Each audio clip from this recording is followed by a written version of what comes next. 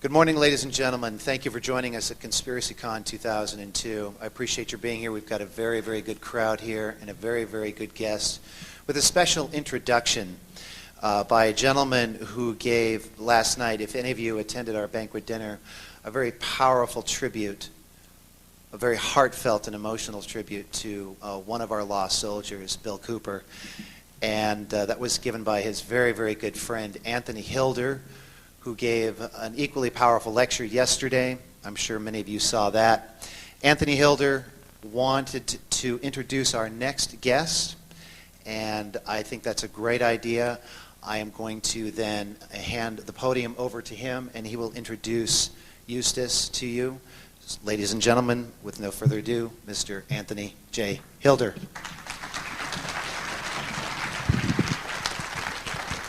The only man in the history of the United States to be fired from the Library of Congress.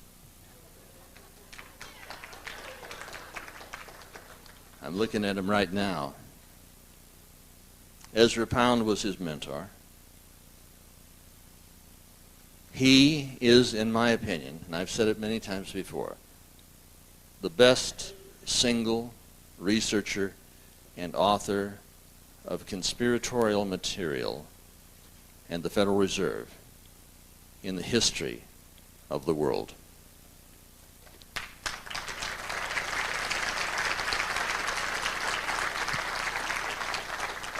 I'm looking at this guy over here. He looks much better this year than he did about 4 or 5 years ago when we were in Virginia Beach. He is a brilliant, brilliant man. He understands this conspiracy. Who's who, the names, the places, the dates, how it all stacks together to make this giant pyramid structure. Who's at the top, who's at the bottom, how it runs, who's oiling the machinery. And he puts it in such a way that even though it's complicated, he puts it simplistically. His book, Murder by Injection, you think, well, that's on medicine, right? It is.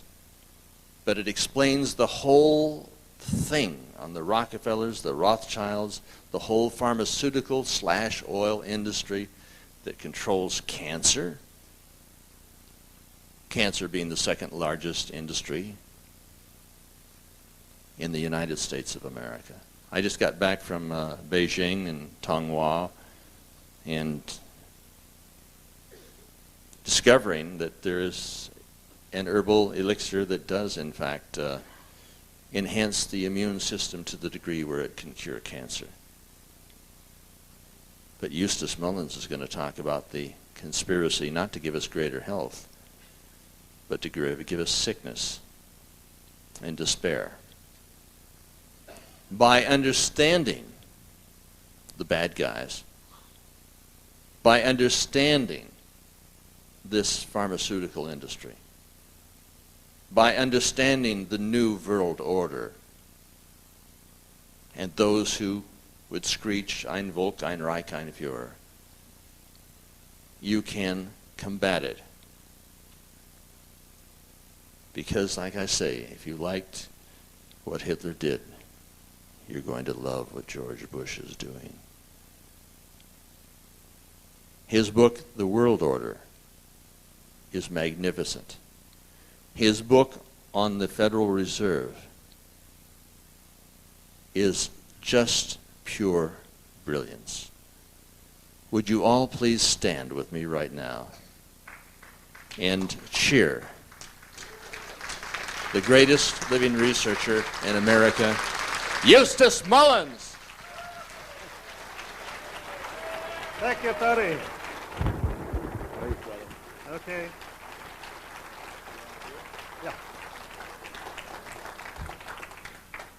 All right, I'm glad you're here. It's conspiracy time.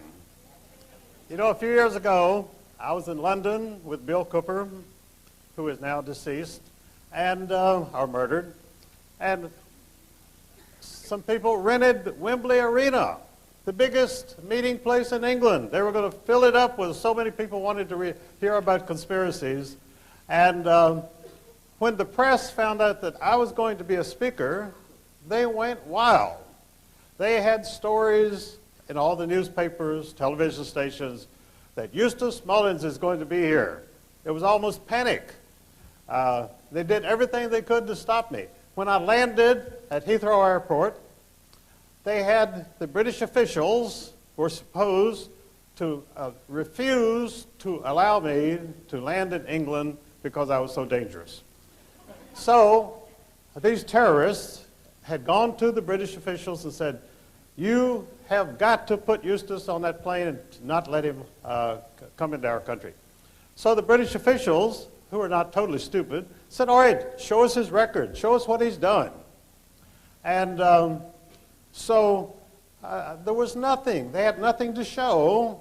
I mean, my record was as clean as a baby's bottom.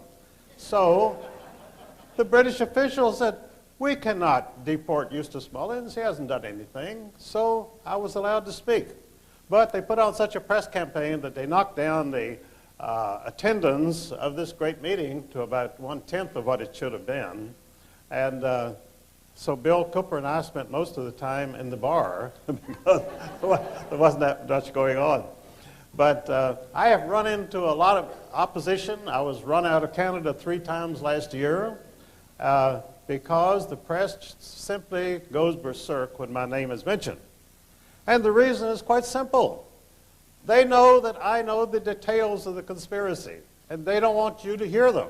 So they'll do anything to stop me from speaking. I was nailed in Chicago on the way up here. I had gotten on my plane in Virginia, flew to O'Hare to get the plane to San Jose, and I was standing in line. We were boarding the plane to San Jose, and I was pulled out of the line. They said, 2 guys said, we need to give you a random screening. I said, you don't screen people when they're boarding. I was screened already. They put me over, and they went through my bag. There was nothing there. They had me put my arms up, and I said, do I look like an Arab to you? When I said that, they went berserk. There was a young black man and a young Hispanic man, and when I said this, they started screaming at me. They said, stop talking. Don't say anything. Shut up. Don't say anything. Then they called 2 supervisors. And one supervisor came from one side, one came from the other, right at me at a pincer movement, because I was obviously so dangerous, you know, that it'd probably take 5 people to subdue me. So they told these supervisors, they said, he won't cooperate. And I said, that's my bag on the table. You've got my bag. And I said, you've got me. I said, how am I not cooperating? They said, you're talking. So I was afraid I'd miss my plane, and I got a little concerned, a little nervous, which I don't usually. I usually enjoy this kind of encounter. I've been going through it for 50 years, and it's sort of fun. But I guess they caught me on a bad day, and I started getting a little nervous. So finally, they waved me on. I got on the plane, sat down, and the plane started to take off, and I felt something wet, and I reached up, and my hands were covered with blood. All of this pressure. I had a little high blood pressure, which it never bothered me before, and suddenly I'm starting off on a 4-hour flight with a terrific nosebleed. So that was upsetting in itself. So I forced myself to be calm. I sat back and made it all right. The bleeding stopped. But when you get that kind of nosebleed from high blood pressure, you don't know where you're going. Sometimes you have to go to the hospital to have it stopped. And so anyway, it subsided. But when I got here, I found out why all this attention. They had gone through my bags at O'Hare, and they had taken out a can of shaving cream. I always get the giant size because it's a lot cheaper. And for some reason, they think that the giant size shaving cream is a bomb. Well, they call it a shave bomb, after all. And I don't think these people have with their limited intelligence, they think that a shave bomb must be a bomb. I even ran into that in Japan a few years ago. We were taking a flight from Tokyo to Sapporo, and I was with 3 Japanese gentlemen, and they wouldn't let us on the plane. And I didn't understand what was going on. And finally, one of the officials held up a bag, my bag, and pulled out this shaving can, and he said it was a bomb. And so the Japanese people told him that it was theirs. They wouldn't say it was mine. They said it was theirs, and they argued with him, and they finally let us on the plane. But you just don't know how dangerous a shave bomb is until you run into officials. So when I got here and unpacked here at the hotel, I found out that my shaving can was gone. And also, I had brought along a picture of Thomas Jefferson, which I was sort of proud of. Some friends came down to the University of Virginia a few years ago from Detroit. I had spoken up there several times. And there's a statue of Thomas Jefferson at the law school. There's about 4 statues of Jefferson around on the UVA campus, but this particular one is a very nice one, and it's off secluded by itself. So my friends took pictures of me standing beside Jefferson, profile, and I had this picture. This happened in 1977, and I looked at the picture a few months ago, and I realized that our profiles, which were matched up, were exactly similar. Every feature was exactly similar. It was like a double. And so I brought that along. I was going to show it to you, but that picture also disappeared from my suitcase. And as far as I know, that's all they took was the shave bomb and the picture. But I know that the FBI loves to get pictures of me. I don't know why. But they've got lots of them, and they're always willing to get one more. So they got that one. I have copies of it, so I'll travel with it from now on. But I was very chagrined. I used to go to meetings, and the FBI would hop out of bushes. I was at a funeral in Culpeper of a friend of mine, George Lincoln Rockwell, a few years ago. And to get to the little cemetery, you had to walk through some bushes and through some backyards. And every bush that I passed, an FBI agent jumped out in front of me and snapped a picture. And so I thought, my gosh, I would think they'd have enough. But they always want one more, and so they got more. But this is a lot of attention. You know, I was under daily surveillance by the FBI for 33 years. I used to come out of my apartment in Chicago, and there'd be 3 carloads of FBI agents parked in front of on Lincoln Avenue, right down the street from the Biograph Theater where they assassinated John Dillinger, and 2 blocks from the Clark Street garage where the St. Valentine's Day massacre took place. Very historic area. Although at that time, there was a dump. They hadn't rebuilt it. Now it's a tourist attraction. So whenever I came out of my apartment, they would very ostentatiously take off their speaker microphones from the dashboard and hold it up so I could see it, because this was supposed to intimidate me. Well, in fact, it was sort of flattering. I thought, this is my public.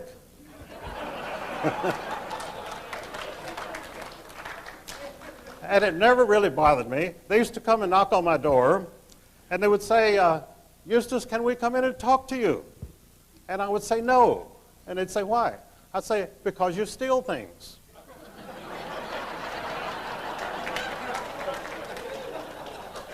And then these agents would say through the door, well, if we promise not to steal anything.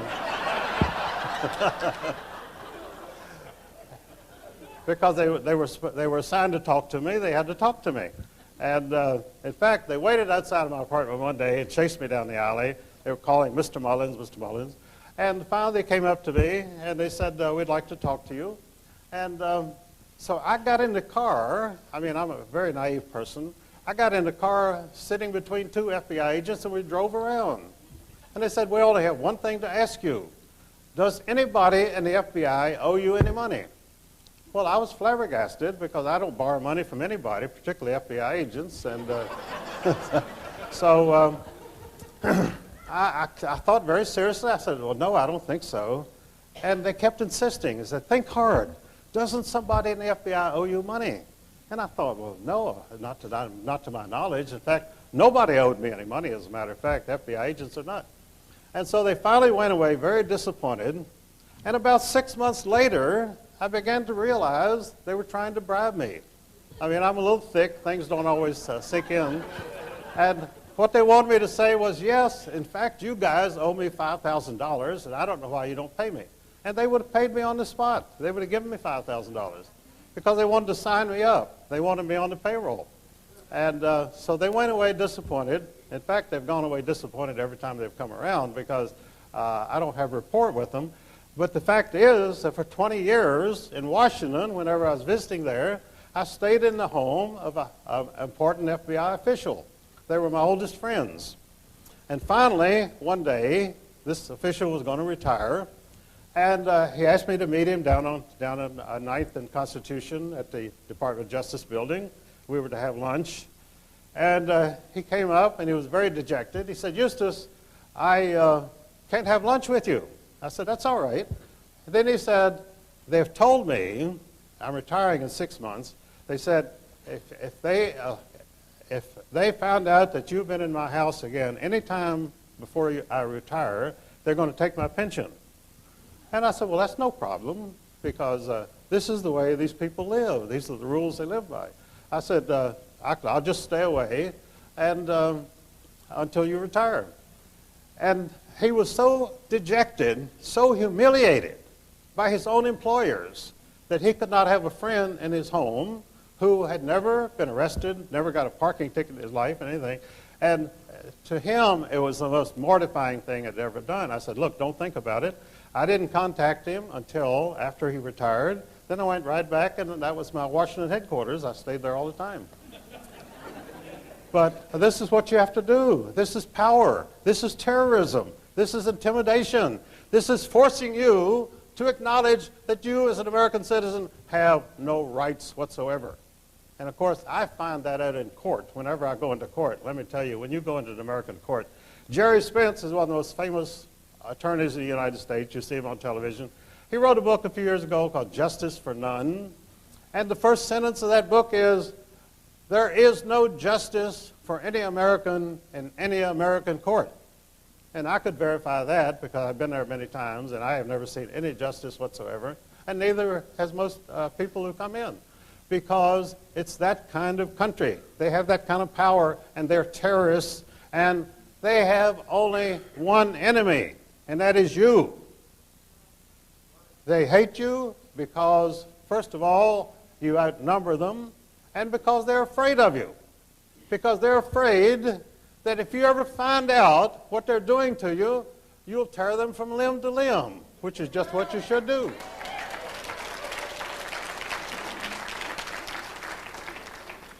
So it's a state of war, war of the government against the people. And how do you win that war? You fight back. I've been fighting back for 60 years. I went into the Air Force in 1942, served throughout World War II, but I really didn't start to fight until after I got home. I came back to the home front, and I saw so much corruption and so much dictatorship that I've been fighting them ever since. Then I met my mentor, Ezra Pound, in Washington, D.C. I went to an art school. And Ezra Pound had been imprisoned in an insane asylum without trial. He served 13 and a half years without trial, the longest period of time without trial of anybody in American history. I finally got him out in 1958. And my record is a little unusual. I always considered myself a patriot, but my education was entirely sponsored by three men, all of whom were accused of treason. I went to Washington Lee University, which was founded by George Washington, which its president was Robert E. Lee, and they were tried for treason. They were not tried. They were accused of treason. They would have been hung if they'd been convicted. They were never convicted. Then Ezra Pound completed my education, was tried for treason, never tried for treason, but he was indicted. He was indicted by a man who knew all about treason, a man named Alger Hiss, a communist on the personal staff of Franklin Delano Roosevelt. And Alger Hiss was very upset about Ezra Pound. and he had the Department of Justice indict him for treason, and it was so ridiculous that they never dared to try him. So when they brought back Ezra Pound to Washington, D.C., flew him back, they said, how are you going to defend yourself against the charge of treason? Ezra Pound said, I will stand by everything I have ever said or written. Well, that was the wrong answer. That brought consternation. They did not want him. They want you to grovel. They want you to say, I'm wrong. That's what they did with Gordon Liddy. You know, Gordon Liddy refused to grovel, and he served the longest period of time of any of the Watergate people because he refused to give in. He refused to cringe and to say, I'm so sorry for what I've done. One of the ladies who came to see Ezra Pound at St. Elizabeth's Hospital was a very famous scholar named Edith Hamilton. And so Ezra Pound asked her one day, he said, now, Edith, you've been an active lady all your life. Have you ever regretted anything that you've ever done? And she said, no, I have never regretted one day of my life. And he said, neither have I. And I personally feel the same. If you have to regret something, you must have done something wrong. But if you're fighting for your country, you're doing the right thing. And you'll never regret it as long as you live. This is the way of life. This is the way of the American patriot. This is the way this country was founded. And this country was founded by a revolution. And what did Thomas Jefferson say? He said, you have to have a revolution every 25 years. And it's true. Because within 20 years or so, the people in power began to like their comfortable lives. They don't want to give it up. They'll do anything to keep their power over you. And so they will start to oppress you, and they'll oppress you more and more and more. So my life has been as the protege of 3 men accused of treason. And I became the protege of other people. I became the protege of H.L. Hunt, the richest man in the world. And the reason H.L. and I liked each other, he was a very brilliant guy. And we got along fine. I will say this, that all the people that I've ever met who were real Americans, we never disagreed on one thing. We never argued. We never quarreled. Because we believed in the same thing. We were Americans. We're for America. We have no other allegiances. You have the President of the United States cringing in public, George W., and saying, we must defend Israel.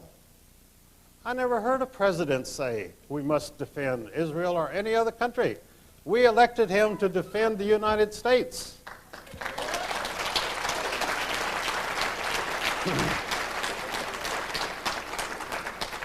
But unfortunately, George W. is a prisoner of the most dangerous and ruthless people in the world, and that is the Israeli fifth column, which totally governs this country.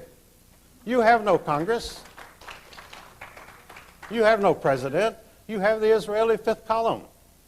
And what is the fifth column there? A fifth column's function is to disrupt and destroy the country and make it the prisoner of a foreign government. And that's what these people are dedicated to doing. Kenneth Edelman, Richard Pearl, Paul Wolfowski, Billy Crystal, all these people are totally loyal and dedicated to the state of Israel. They hate America. They hate you. They would like to see you enslaved for the rest of your life, and they're doing everything they can to achieve that objective. So in my experience, there is only one thing to do, and that is to speak out and to go. I travel everywhere, and I tell people, this is Paul Revere time. This is toxin time. Sound the toxin. Let the people know the enemy is here, and we are ready to fight. And that's been the story of my life, and it's been a very interesting life and a very full life. And I've met so many wonderful people, and people like Ezra Pound who would work with me endlessly because they knew that I would carry the ball. And that's exactly what I have done. I started off in Chicago as a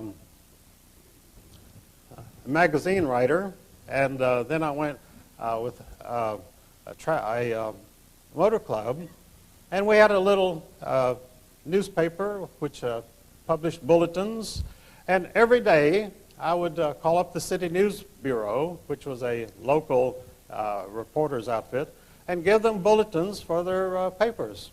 And one of the men I used to call was a young reporter named Walter Cronkite. And I always called Walter Cronkite Walter Crankcase because he was so full of oil. And Walter Crankcase became one of the most prominent correspondents. He is still today a director of Columbia Broadcasting System, CBS. Well, he was to be replaced by a classmate of mine from Washington Lee University named Roger Mudd, who also was a descendant of Dr. Samuel Mudd, who was accused of treason because he set a man's broken leg. And this offended some people in Washington, so they put him in prison for life.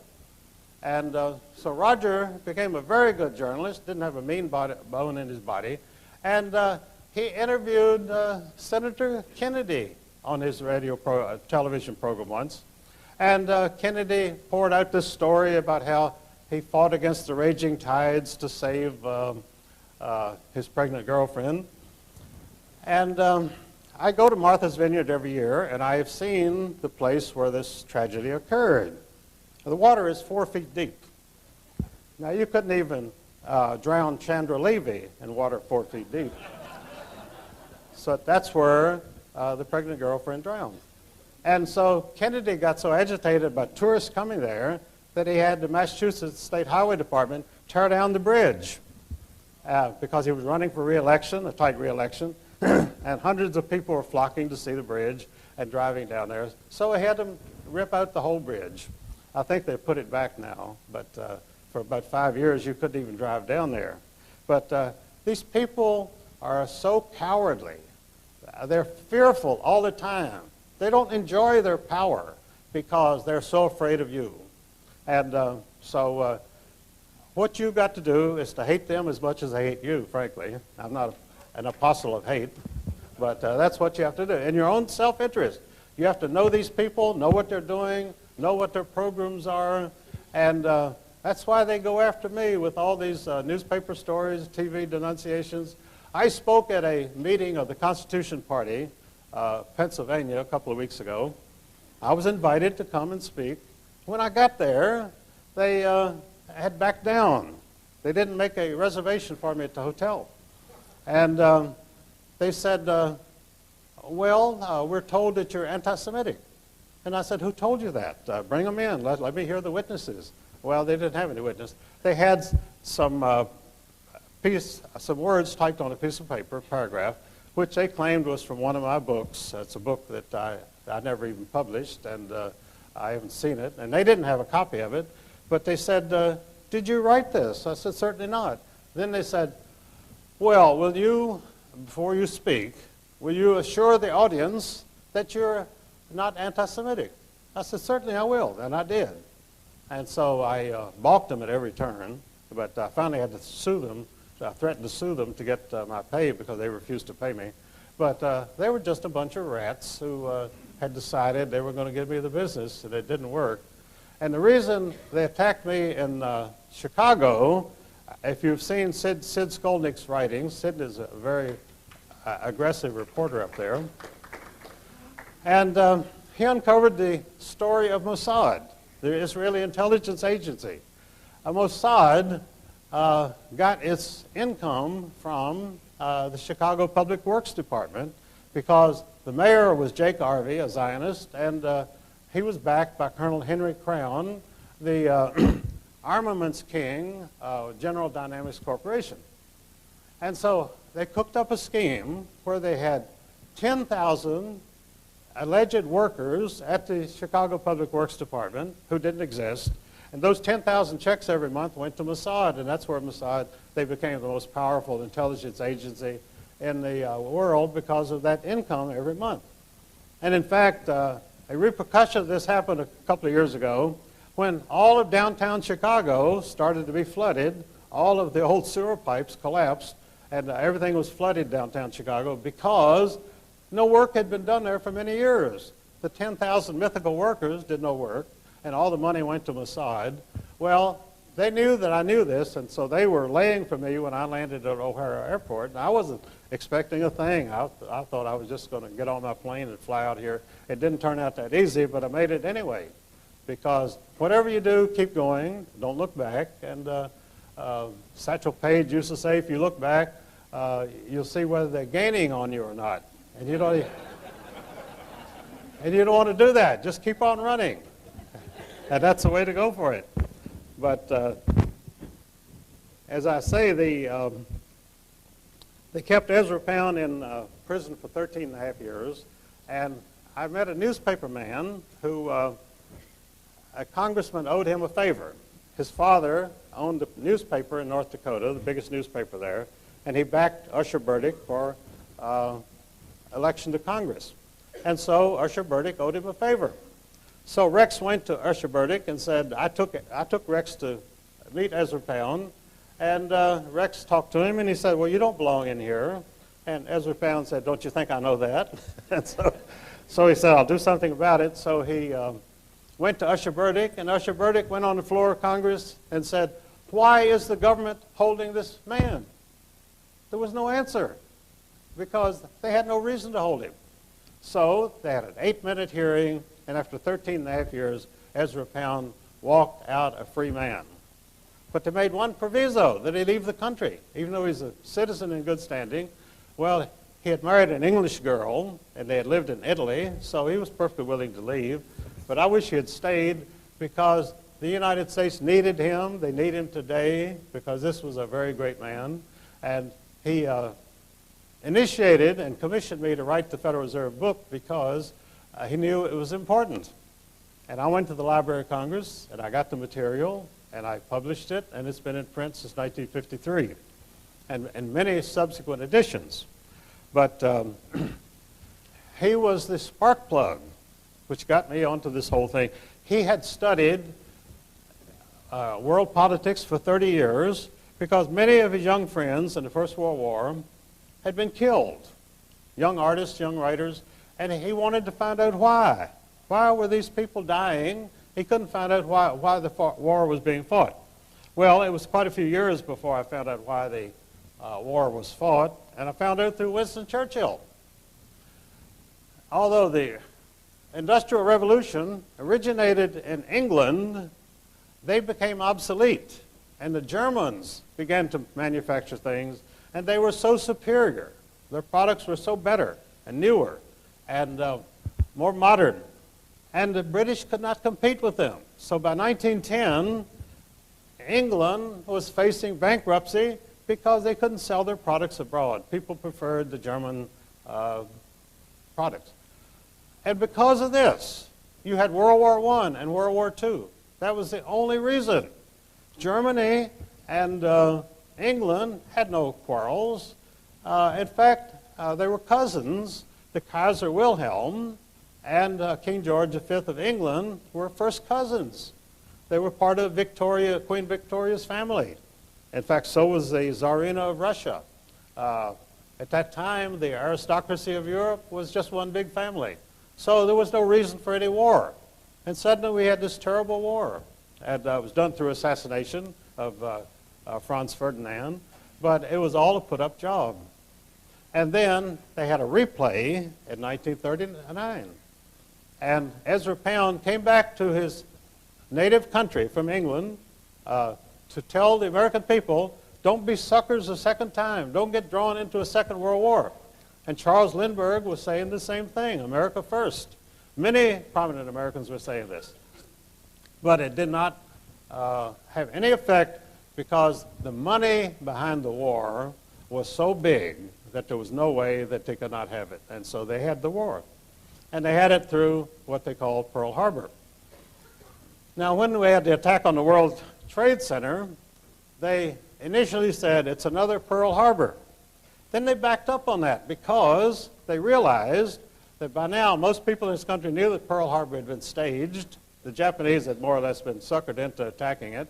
And there were traitors in their own government, actually, who caused them to attack Pearl Harbor. And so, so the mention of Pearl Harbor brought up memories that they didn't want, so they dropped the Pearl Harbor thing. Then they decided to call their war against terrorism a crusade, and they were hastily told you got to drop that because the Crusades were, of course, the historic wars between Christians and Muslims in the Middle East, which is still going on today. And they didn't want to get into that. So they finally settled on something very bland. They called it Homeland Security. And Homeland Security meant that you could be secure in your homeland as long as you were surrounded by armed guards, as long as you had to fight your way in and out of an airport to get on an airplane, and that you would have cameras everywhere taking your picture because you might do something evil or something treasonable, which, of course, most Americans are not even contemplating doing. We're good citizens. We live good lives. We're not into crime. But we are the people who are being surveilled. We're the people who are being pursued. I was dragged out of a line a few days ago at O'Hare Airport to be scanned. And there was nothing to scan. And when I put my arms up, they said, "Don't put your arms up like that. You're supposed to do it like this." And I said, I'm not used to being arrested. You'll have to tell me what I'm supposed to do.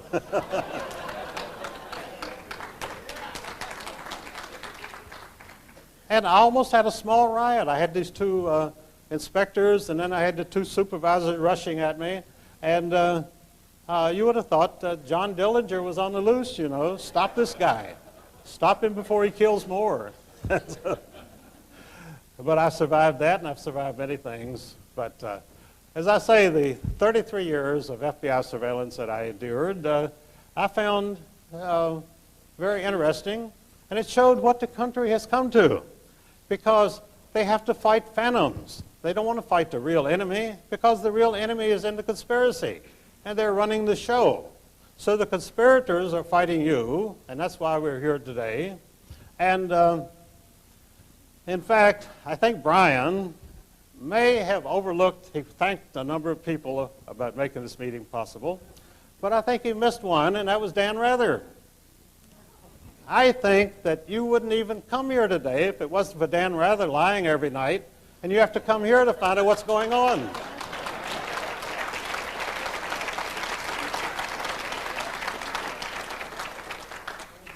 If Dan Rather would tell the truth, if the media would tell the truth, you wouldn't need to come to San Jose. You could turn on your television and see what's going on, bring you up to date. But because they give you nothing but lies, nothing but propaganda, that's why we had this meeting, and that's why we're fighting the conspiracy. Because we're tired of being lied to. We were lied into 2 world wars. We were lied into Korea. We were lied into Vietnam. The Cold War hoax, I've written articles about it for years. I called it the $5 trillion hoax. The Cold War was created out of nothing because... Like our money? Well, I'm getting to that. The Soviet Union was created with our money. The Federal Reserve Bank of New York put up the money for the Bolshevik Revolution. The Bank of England put up the money for the Bolshevik Revolution. And in fact, in Hitler Germany, the German banks and the German industrialists didn't like Hitler. They wouldn't give him any money. So the Rothschilds had to have the Bank of England finance the Nazi movement. And at the end of the war, when they tried the Nazi so-called war criminals, they never touched the bankers who had the Baron Schroeder, and one of the members was a director of the Bank of England, and they were never indicted. They were quietly released, and the people that they indicted and tried at Nuremberg, of course, were the figureheads. But the real powers behind World War II and the Nazi Party were never tried, and have never been tried to this day, because their minions were tried and executed. And in fact, in my book on Murder by Injection, I point out that they actually went after some of the officials of IG Farben in Germany, and IG Farben was controlled by the Rothschilds. They had an American branch of IG Farben, which Paul Warburg, founder of the Federal Reserve System, was a director. And IG Farben's goal was to control the chemical industry of the entire world. And so they set up an American branch and a South American branch and a European branch. and it was the IG Farben people in Germany who were tried and executed for experiments on prisoners. And they have carried on those same experiments on prisoners in this country ever since, and nobody is arrested. They give them $1 a day for enduring these experiments. The same experiments that people were hung at Nuremberg for doing in Germany. So what's good in one country is not necessarily good in another country, apparently. But I do say that under this conspiracy, in the United States today, anything goes. And that's the problem. The courts will stand up for anything. They will not let the citizens get into court and seek legal redress because they are stacking the cards against you. And I've had many legal experiences. I've got a lawsuit going on in Virginia right now against a doctor in a hospital because they tried to kill me, which is understandable. I went to the hospital one night and I had some heart fibrillation. And so they went into the emergency room, and the nurse in the emergency room said, "Are you the one that wrote that book?" Well, that makes you a little nervous. They know who you are. And in fact, one of the biggest problems, the 8th leading cause of death in the United States is physicians' errors. 8th leading cause of death, 93,000 a year. So they have reason to be nervous because they don't want any supervision, they don't want any investigation, and one of the biggest problems in the medical field today is iatrogenic medicine. Iatrogenic medicine means physician-induced illnesses. Now, I came out of the hospital recently, and I came home, and I developed an enormous swollen poison cyst right next to my heart. And I thought, boy, this is bad. Well, I had it operated on. Then I developed Bell's palsy. My whole face was paralyzed. I'm still squinting right now, so believe me, it's if I look a little sinister, it's not my problem because that was done to me by the doctors. So I have suits against them, and they are frantically trying to dismiss it. Insufficient cause of action. Trying to kill you is not a cause of action in American law. So we'll see how that goes, but this is how they operate. And so anyway, I got Ezra Pound out of prison, and my latest project is to show the Israeli fifth column in the United States. And that, the Assistant Secretary of Defense. You know, a few days ago, we had a big meeting in Washington, D.C., and who was there but the acting Deputy Secretary of Defense, Paul Wolfowitz, leading a rally to help Israel. I mean, he's working for the American government, but you'd never know it from his actions because he and all of his cohorts were there on the Mall in Washington having this great rally to help Israel. Because at least they're honest about what they're doing. They're frank about it. They're not trying to deceive anybody. They're not going to do anything for the American people, but they're going to devote their life to Israel. And I think that's fine. I think they should go there and devote their lives to Israel. But just get out of this country.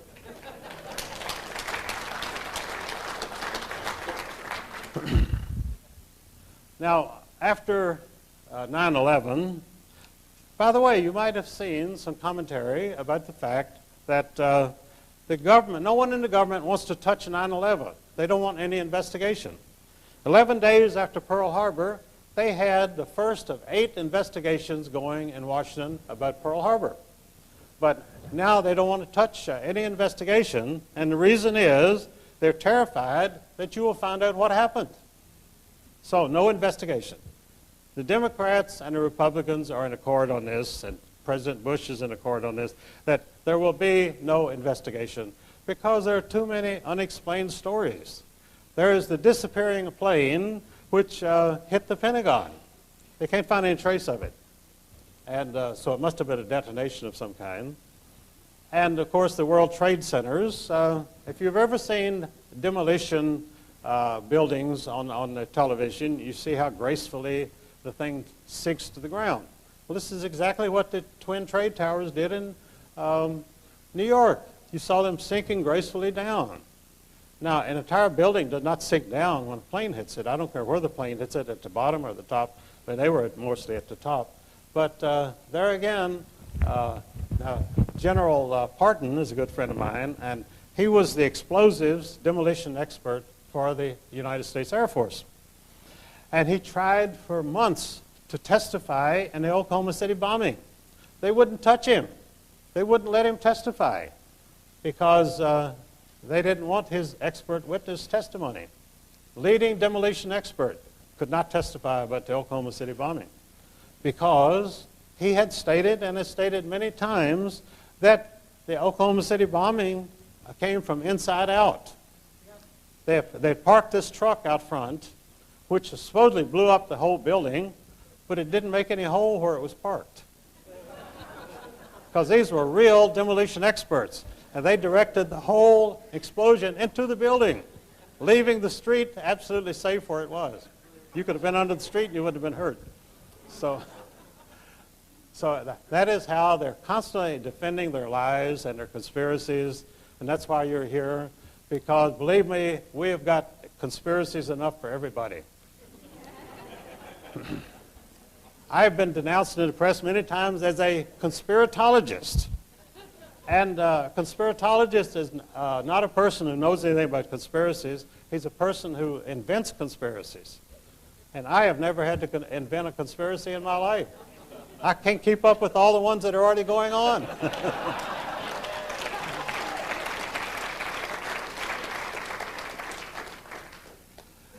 But conspiracy itself is apparently the American way of life. The Federal Reserve was conspiracy was one of the most famous of the conspiracies. My book on the Federal Reserve System for about 20 years, I published editions of it under the name the Federal Reserve Conspiracy, because that's what it was and that's what it is. And I'm the only person who ever called it a criminal syndicate. I said the Federal Reserve System is not federal, no more than Federal Express. It has no reserves. It doesn't need any reserves because they can print all the money that they want. Why, if you've got the printing presses, why do you need reserves? And it's not a system because it's a criminal syndicate. These people conspired to rob the people of the United States. That is a criminal conspiracy. You can't, under law, you cannot define it any other way. And of course, no one has ever indicted the Federal Reserve people or pursued them legally on this because you can't get into the courts. When you go into the court, who is sitting there but the judge? I had a judge. I sued the Anti-Defamation League for $100 million a few years ago. And I went before the D.C. court in Washington, D.C. And this is down at 3rd and Pennsylvania Avenue. When I used to walk, my friend George Stimson, the founder of the National Press Club, he would walk home down Pennsylvania Avenue in the evening to Capitol Hill, where he lived in a little hotel there. And we would walk by two buildings. One building was the Masonic building, and the next building was the Standard Oil building, Standard Oil office building. They were fairly modest buildings because they had limitations on how high the buildings could be. And we would walk past these two buildings. They were the most two prominent buildings on Pennsylvania Avenue.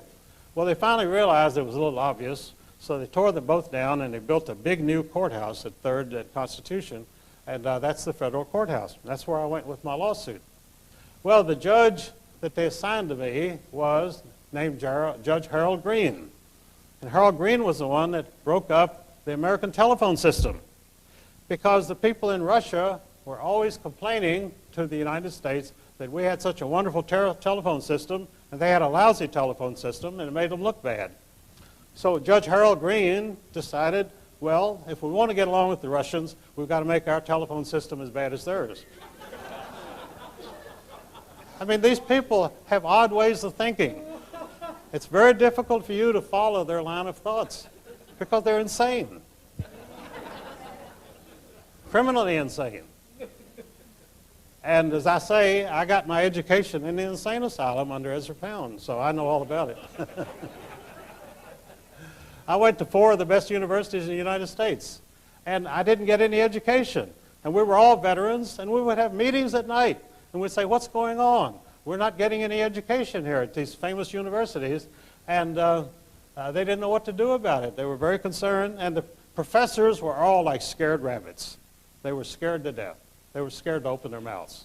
And, you know, we were fighters. We were young people, and we were willing to fight. And we could not understand why these professors, who had very secure positions and lived well, were so scared. They were always scared. They were scared rats, and they're scared rats today. And that's because they do not stand for anything. They have no character. They have no backbone. And they won't fight for America. So we would have these meetings and wonder why we weren't getting any education.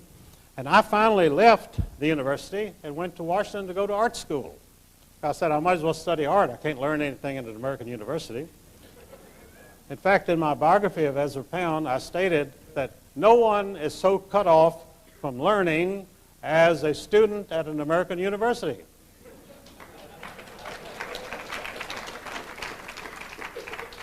I wrote that in 1959, and it's just as true today as it was then. And so, because I write and say things like this, I'm not too popular in some quarters. But that doesn't bother me because I'm not looking for popularity. I just want to tell people the facts and let them, I want to give people information so that you can act on it, because one person alone cannot do it. But the American people are a sleeping giant, and we're beginning to wake up, and I see it every day, everywhere in this country.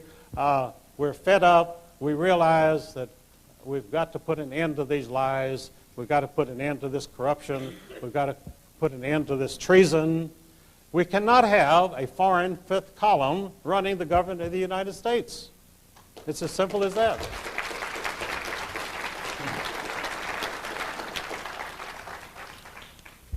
Now, I wrote an article for Rick Martin a couple of years ago, 5 years ago, called The Cold War Hoax, which stated that it was a $5 trillion hoax on the American people. And that was verified by one of the leading Israeli fifth columnists, a editor named Norman Podhoretz, who edits the Commentary magazine in New York City for the American Jewish Committee. And in his autobiography, he boasted that the whole Cold War was created out of nothing, simply so that the United States would have an enormous defense budget and we could furnish all of our military equipment to Israel so that they could fight the Arab nations. That's what it was all about. The Cold War was about Israel. It had nothing to do with the Soviet Union. And of course, the Soviet Union was being supported by the American taxpayer since 1917. That's all in my book, all documented, never been challenged by anybody. Do you know, in 50 years, I have never been able to get anyone to debate me. And I love to debate. I'd like to debate for hours. Let the other person give their opinion, their documentation. I'd like to hear it. I'd like to challenge it. They will not do it. I have appeared at debates where there would be an empty chair. Someone was going to debate me, but they didn't show up. I appeared before the Fairfax Republican County Committee, which is a very important committee in Washington and Northern Virginia. And in fact, they were the ones that actually got Reagan nominated for president. And so we were going to talk about the Federal Reserve System, and an official of the Federal Reserve agreed to appear, named Robert Stern. Well, he did appear, and we debated, and that's the only debate I ever had. And 6 weeks later, Robert Stern had a Washington heart attack. So nobody's ever debated me since, because I guess they realize it's just too damn dangerous.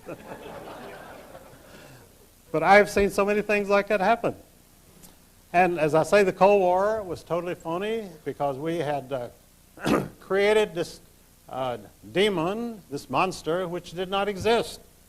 Russia was and is and always has been a third world nation. One reason for that, the reason communism was imposed on Russia was it was the richest nation in the world.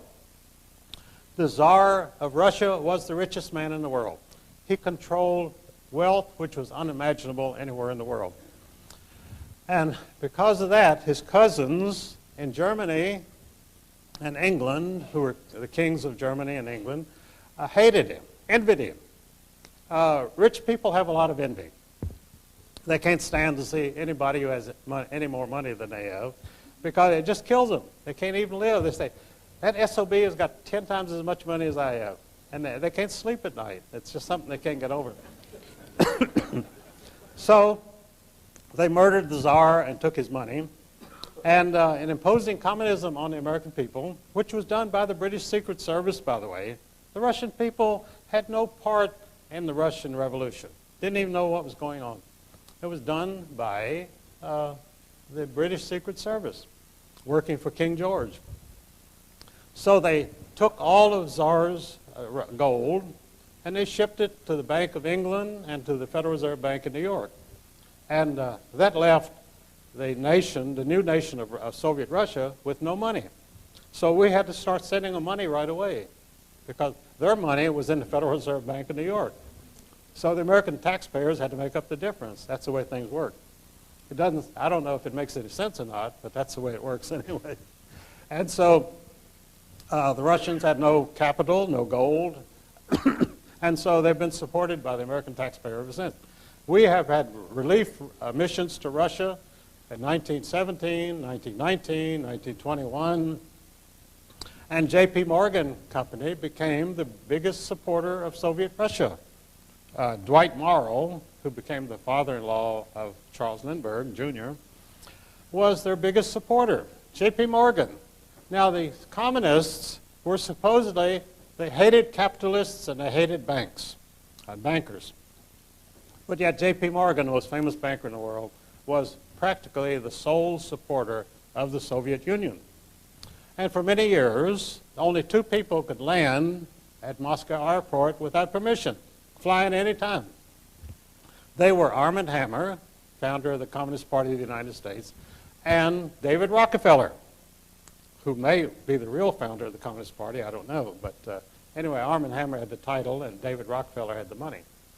They could land at Moscow airport without getting shot down, but no one else could. If they approached the airport, they'd be shot down immediately. So that shows you who the real power is. In 1936, a member of Paul Warburg's banking firm, Otto Kahn, Kuhn-Loeb and Company in New York, which was a Rothschild operation, he landed at Moscow airport. And Stalin himself, the ruler of Russia, who murdered 1 million people a year, came out to visit him, came out to welcome him, and practically groveled before Otto Kahn, a little Jewish banker from New York, because that's where the real power was. Stalin had power in Russia, but he had no power anywhere else. If he walked outside the borders of Russia, he'd be nobody. But these bankers are powerful all over the world, and where they go, they're revered. People hang on every word, and they absolutely listen to them and will do anything that they say. And that's the kind of world we have because the money people exercise the reins of power.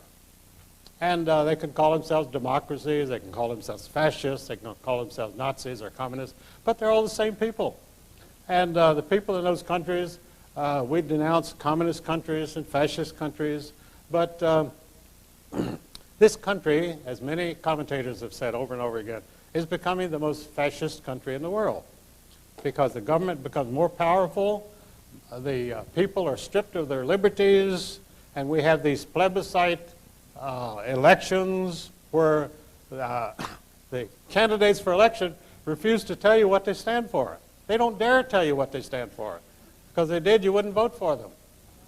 So this is what we have, the plebiscites, and we used to denounce the Nazis during the 30s for having plebiscites where people would vote for their nominated candidates and they really had no choice. And we have the same thing. But the Cold War itself was the greatest travesty of all time because there was never any war between Soviet Russia, this great menace which was about to crush the United States, and the roads were collapsing. Paul Roberts and other economists visited Russia during the 1960s, 1970s, and they were appalled. They said, this is a third world country. Why are we afraid of this country? Because the American people were not informed of this. They were told how the Soviet economy was booming, The Central Intelligence Agency was doing its job, which is to sell propaganda to the American people for whatever government program is going on. And the CIA was issuing these glowing reports every year of the enormous Soviet army, the most powerful army in the world, and the Soviet economy, the fastest growing economy in the world. And we were reading this. These were official CIA reports. They'd give them to Congress, and Congress would say, now we've got to increase our defense budget again. We're spending $280 billion a year. We've got to increase again because the Soviets are becoming more of a menace every day.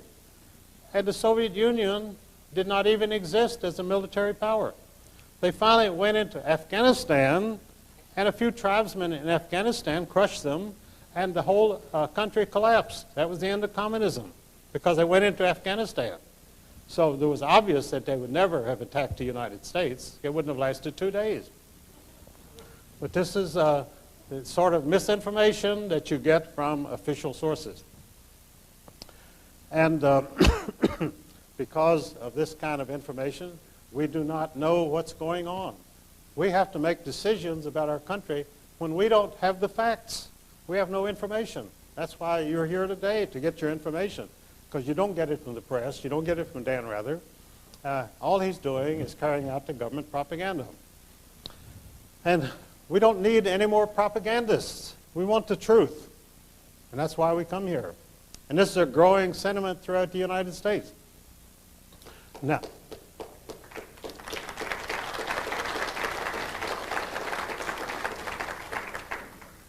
there is more and more information going because of the internet and because people have email and voicemail, and the government doesn't know what to do because the people are getting information. They're not depending on the CIA. They're not depending on the FBI.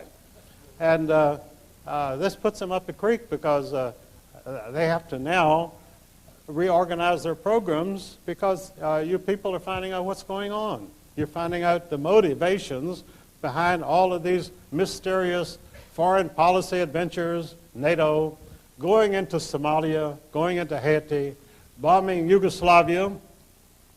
You know, the old Nazis must have felt real good about bombing Yugoslavia because Hitler had this ambitious plan for bombing Yugoslavia into rubble during World War II. And those plans were interrupted by his war against Russia, so it never happened. So along comes NATO many years later and absolutely carries out the Hitler plan of bombing Yugoslavia into rubble, which Hitler had come up with in 1942. It took them a few years, but they got it done. And that's the whole story of the bombing of Yugoslavia. It was the Nazi program. And in fact, NATO is the Nazis of today. And I was told this in Japan, of all things. The granddaughter of the last emperor, Meiji Emperor, told me this. And she had gone to Yugoslavia to talk to Milicevic and to tell him this. And he knew it. That's why he's on trial today. He's on trial because he opposed the Nazi bombing of Yugoslavia by NATO. And so he's on trial for his life as a supposed war criminal. And I don't know what happened in Yugoslavia, and I don't think anyone else will ever know. But you haven't heard much about his trial lately because things disappear from the press. It's very interesting. They have an arch criminal, and they're going to have a trial, and they're going to wreak vengeance on this terrible criminal. Then suddenly it all kind of fades away. Nothing happens. You remember the great furor about anthrax after 9/11. Well, anthrax was the greatest danger in the world. Everybody was talking anthrax, and a senator said he got a letter with some anthrax in it and so forth. And we were supposed to be terrified of anthrax. So I wrote an article for Rick Martin, which I titled, "Anthrax is as American as Apple Pie."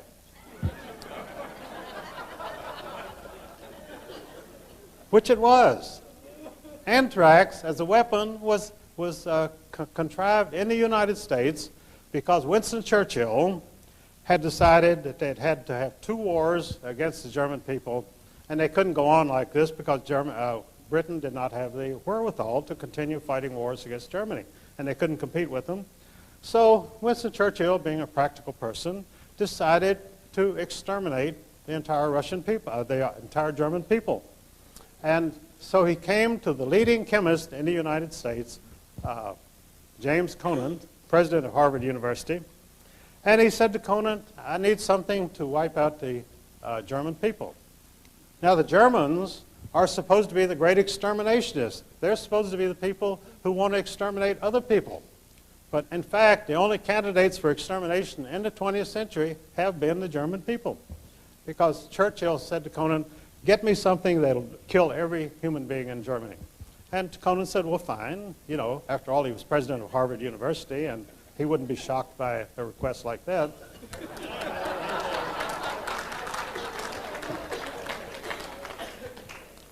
So he finally told Churchill, he said, I think anthrax would be the thing to do it. And so Churchill says, go ahead and develop it.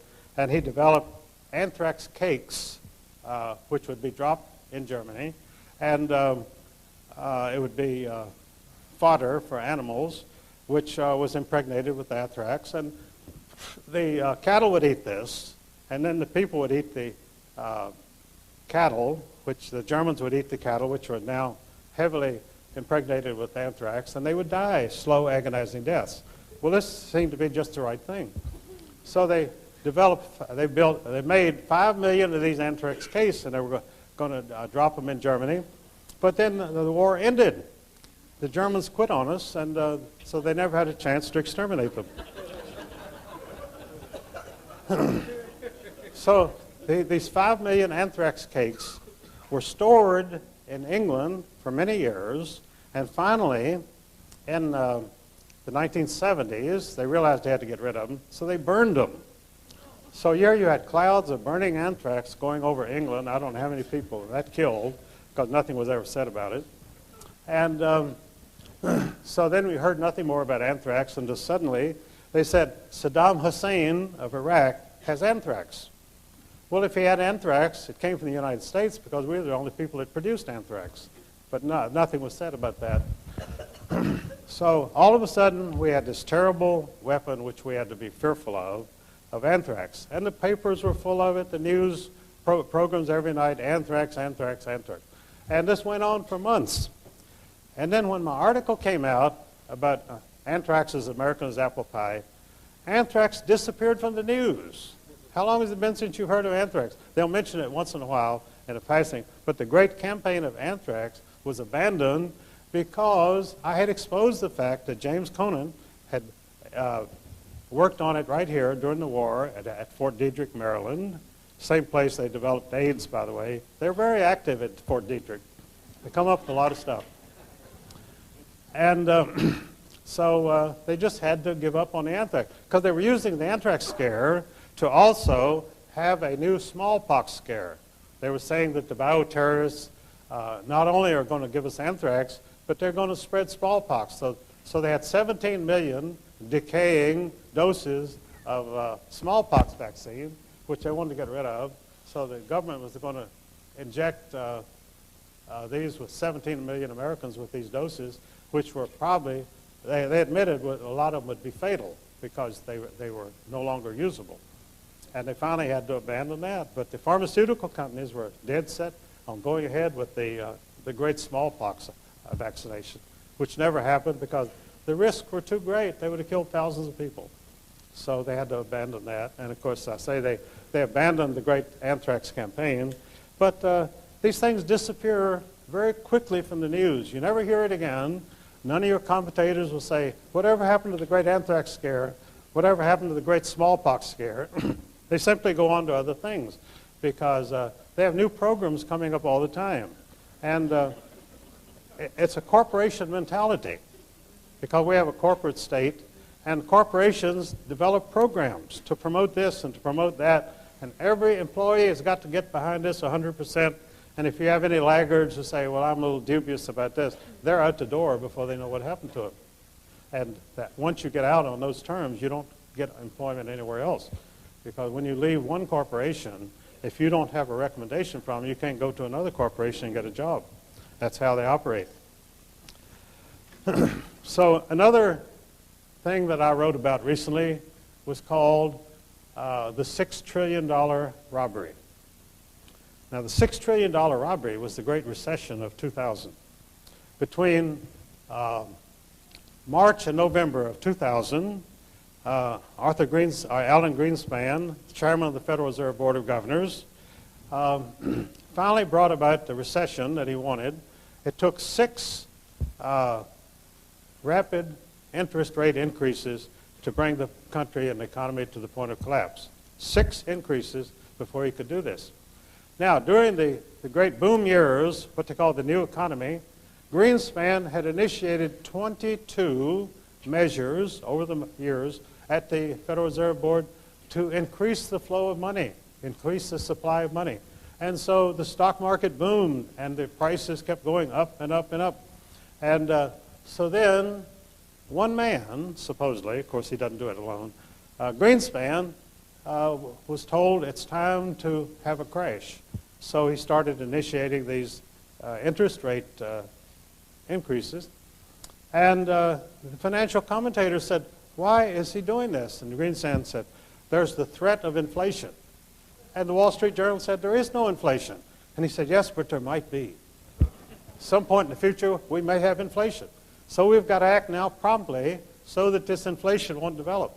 And so, and of course, it was all fake. Everything these people do is fake and lies. They have no background whatsoever for it. Milton Friedman has said for 50 years that the Federal Reserve has caused every financial problem in this country since it was initiated in 1914.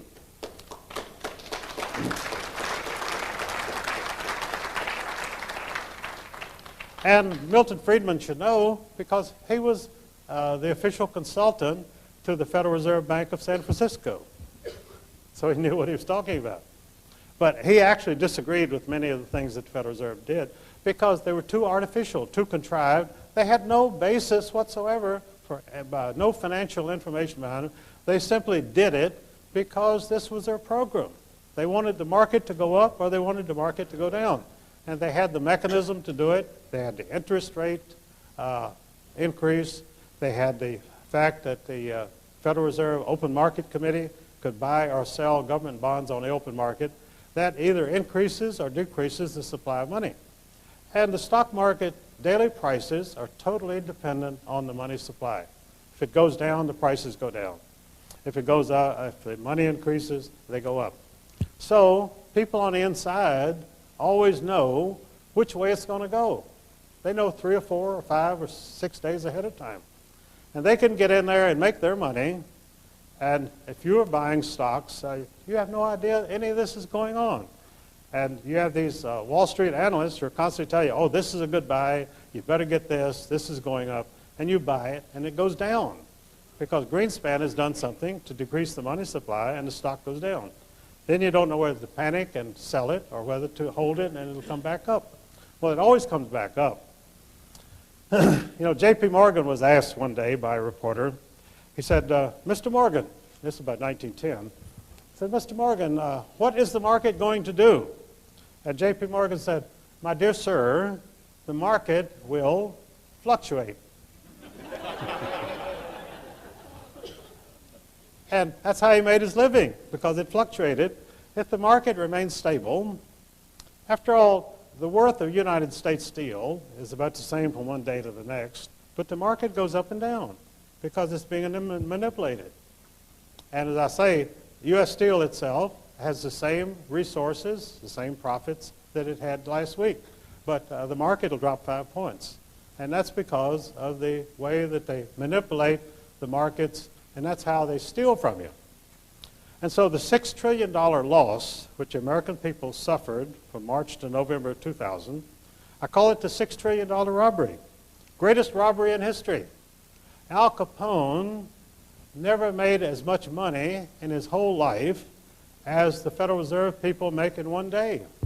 Never. Al Capone complained, by the way, to the press. He felt he was getting a raw deal. He was always being held up in the press as such a gangster, you know. And he said, I don't know why you reporters write these things about me. He said, I'm just another businessman. And that was true. But he was a small-time businessman.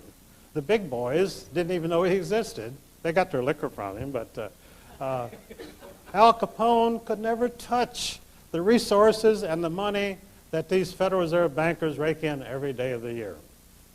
They've got the biggest theft operation going. I call it the federal robbery system.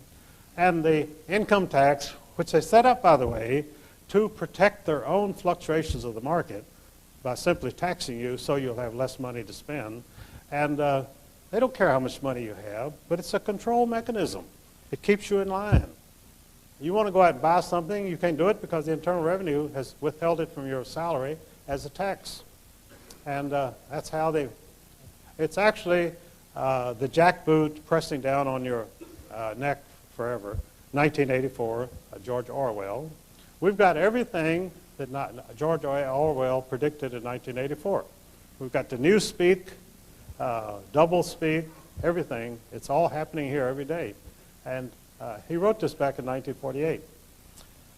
And many people like myself really like to study 1984 because it's an absolute blueprint for everything that you've seen happen in the last 50 years. The control of the people, manipulation, and always at the bottom is government force. The government does not ever expect to persuade you to do anything or convince you to do anything, so they use force. And that's always who comes to your house but the armed FBI agent carrying a gun. And you don't even have a gun, but he has the gun, and so you have to pay up. And this is the way it's always force. There is no philosophy of government behind it. There is no benevolent intentions towards your being a citizen of this country. And in fact, the way that they send money out of the country to other countries shows that they have no loyalty to this country. I have, for years, stated that on the income tax deductions, they should not be allowed to deduct anything that's sent out of the country. I mean, if you want to give money to a charity in the United States, that should be deductible. But if it goes out of our borders, it should not be deductible. If you want to send money to England or Israel, that's fine. But why should the other taxpayers have to pay up in order so that you can do this?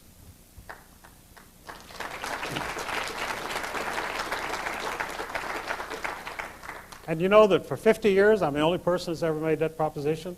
None of your politicians in Washington would ever touch us with a 10-foot pole because it's the foreign payments which they live on, because that's where the big kickbacks come out. Because when they send $10 million somewhere, they get about $1 million kickback, and that's why they do it. I mean, these congressmen, these politicians, they're not philanthropists. John D. Rockefeller was supposed to be a great philanthropist, but all of the things that he set up as great charities were actually part of his business enterprises. And at his charities, he developed the business products which became his most profitable operations. Everything the Rockefeller Foundation has done has been strictly business. And the medications, the hospital taking over the medical profession in 1913, at the same time he got the Federal Reserve System going, was all intended to make him more money. Because that's what he was in business for, to make money. And he makes that money by taking advantage of you because you don't know what he's doing.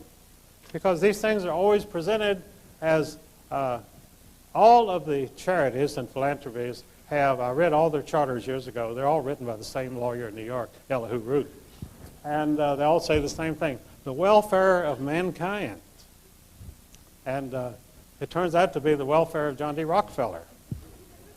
Because they don't do anything except for themselves. They never help anybody. But they always cloak it under the pretense that they're doing this for brotherhood and for helping other people, that they lie awake at night worrying how they can help other people, and they're robbing them blind constantly. And that's part of the conspiracy.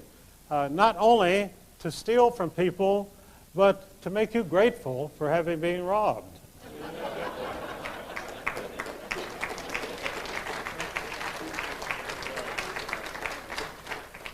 And it takes a real philanthropist to do this.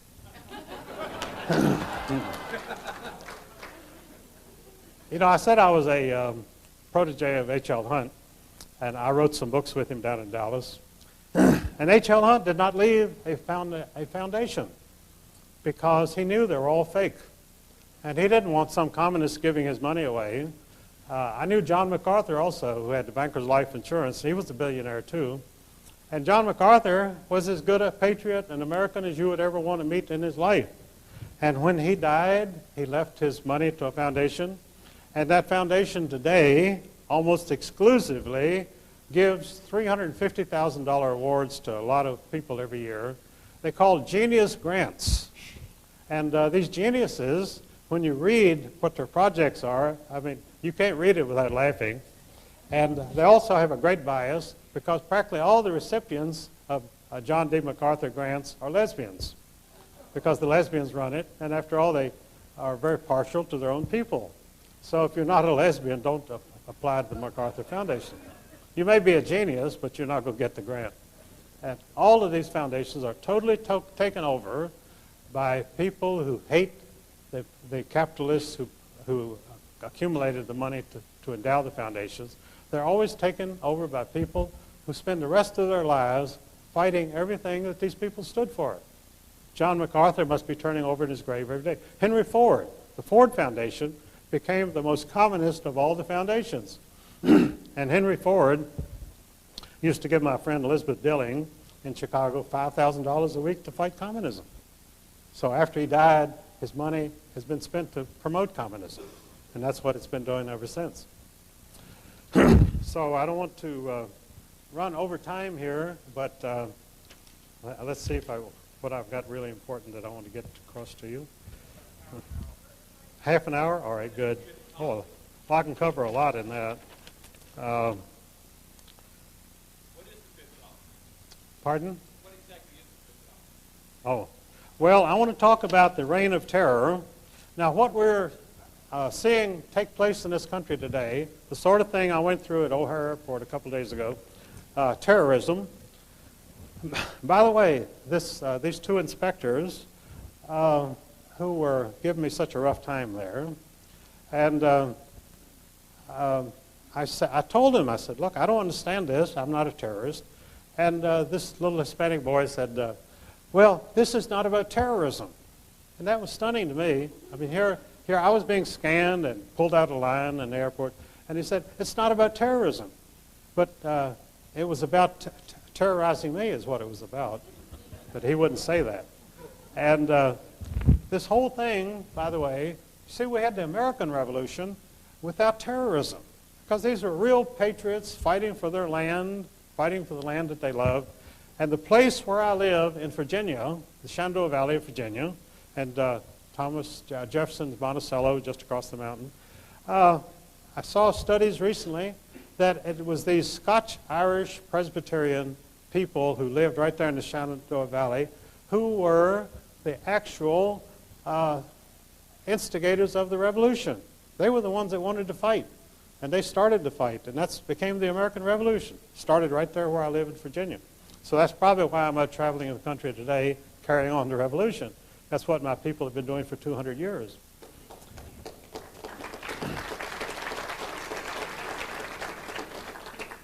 So we had an American Revolution without terrorism, but they had exactly the opposite in France, because the French Revolution was driven by hate and envy. The people wanted to kill the aristocrats, and the reason they wanted to kill them was they were inspired by the Rothschild bankers. The Rothschilds had become very wealthy, and they now had money to instigate revolutions on their own, so they instigated the French Revolution. And as the revolution progressed, they instituted a reign of terror. And they very quickly killed most of the aristocrats. Well, they ran out of aristocrats, but they still had the bloodthirst. So they started killing peasants. They put hundreds of peasants onto rafts and floated them into a lake and drowned them. They sunk the raft and drowned them. They were bound so they couldn't swim. And they were killing them. They were killing peasants right and left. They did the same thing. Stalin did the same thing in Russia. He killed 10 million peasants. And this was in the Ukraine, which had been known for many decades as the breadbasket of Europe. Well, after Stalin murdered the peasants because they didn't fit in with his 5-year plan. And the 5-year plan, of course, was drawn up by people who had never been on a farm in their life. They were intellectuals who spent most of their life in libraries. So they drew up these ambitious 5-year plans, and the peasants didn't fit into it, so they massacred them. Then they had no wheat, because obviously these commissars in Moscow couldn't go out into the fields and plant wheat. They wouldn't know a wheat seed if they saw it.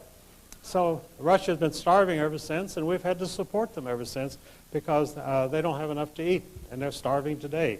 This is what happens when you have what they call state planning. State planning always is initiated by people who have no idea how to plan anything. They couldn't even plan their own dinner that night. And they plan everything in the country, and everything starts to collapse, and it just keeps going downhill. So that's the situation. You have a modern economy, you have industry, and yet it's run by lunatics. You know, Ezra Pound, when he finally left the United States after being released, he was asked by a reporter in New York, he said, Dr. Pound, how does it feel to get out of the insane asylum? And Ezra Pound said, don't you know that all America is an insane asylum? That was his parting words when he went back to Italy. And when you see state planning, you have to think it is an insane asylum. And you get the feeling in Washington, I practically grew up on Capitol Hill, and one of the things I did there was to work for Joe McCarthy. And I am a member of the McCarthy Committee today in Wisconsin. And the John Birch Society, after Robert Welch died, the guys who took it over or inherited it from Welch, they sold off all of the buildings up there, made a lot of money, and moved to Appleton, Wisconsin. They were going to take over the McCarthy Foundation. And the first thing that they did, when they got to Appleton, they said to the committee, you've got to get rid of Eustace Mullins. And they were nonplussed by this because I had been the spark plug of the thing for some years. And there were some older people in it, but they were in their 80s and 90s, and they died off. And so I was almost the last survivor. And these Birch people came in and said, you got to get rid of Eustace Mullins. In fact, whenever I'm into something and people come in, the infiltrators, first thing they say is get rid of Eustace Mullins.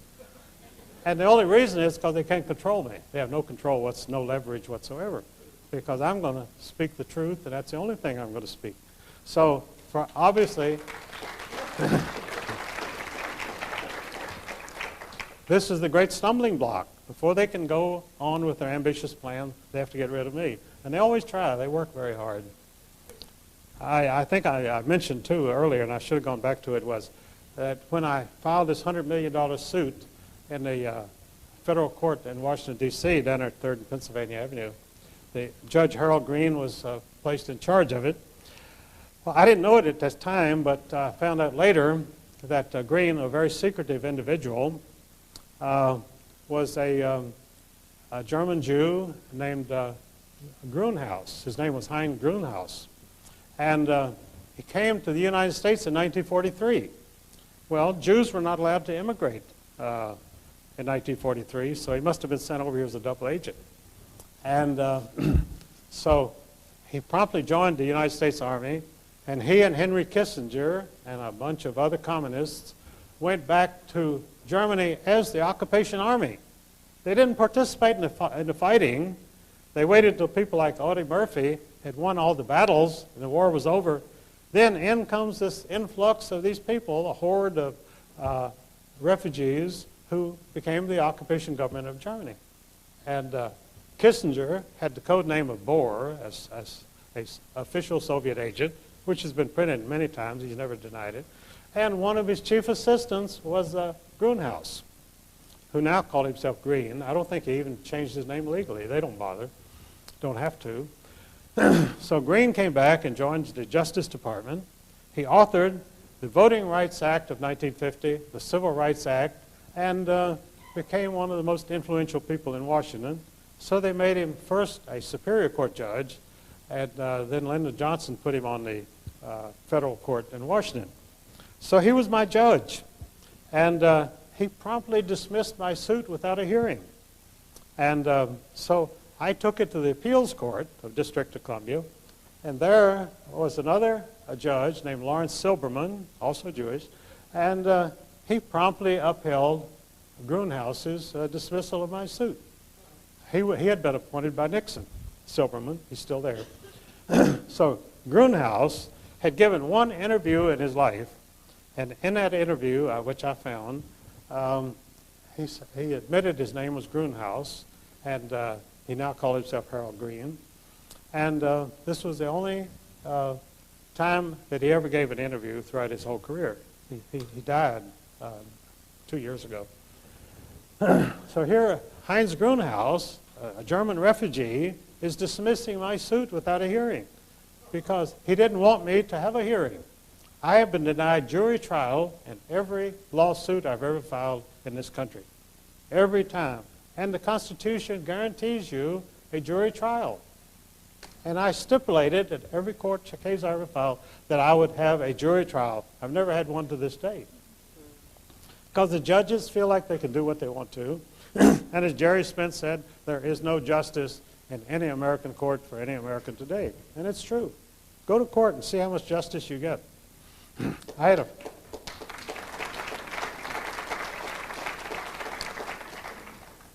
a friend named Tom Donahue, and I started him in a radio program.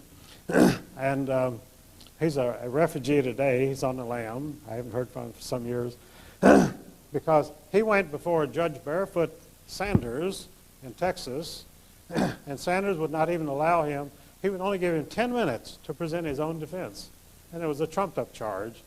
And so they sentenced him to 8 years, and then they allowed him to walk away because they didn't want to keep him anyway. So he's hiding out somewhere here in California, probably. I couldn't say where, but I haven't had feelings out here. And I've had a lot of people who had to go on the lam. Tupper Saucy was another friend of mine. He was on the lam for 5 years. Finally came back and did a year in Atlanta, and he's out now. But these people thought they would go to court and get justice. They didn't know there was no justice there. You can't get something they don't have. And you can't bring it in with you. So Tom Donahue, after I started this radio program, he became the biggest promoter of my books.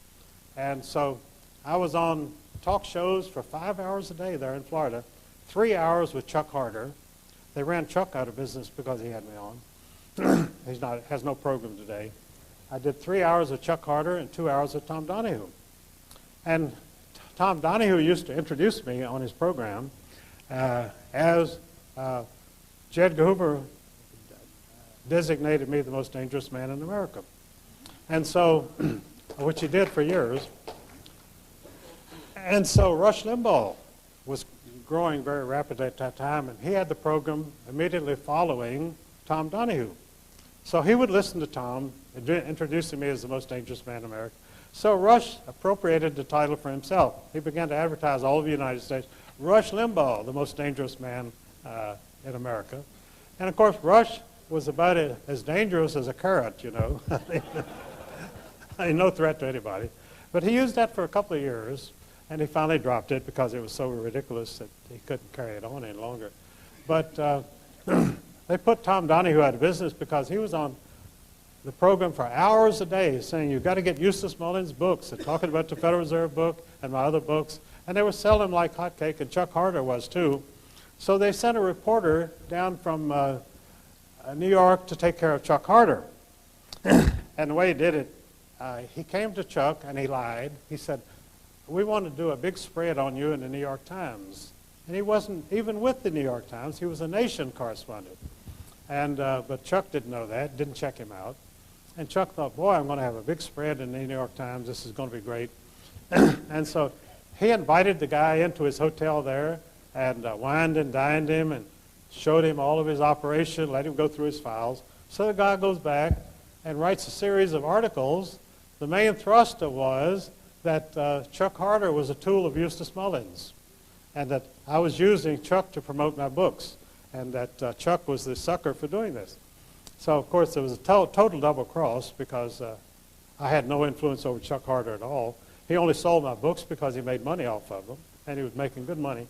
But so I said to Chuck, I called him up, I said, look, I can refute everything that is in these articles about my being anti-Semitic and so forth.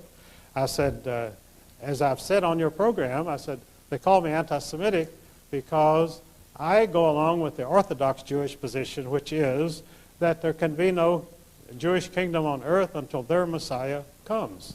And they don't acknowledge Christ as Messiah.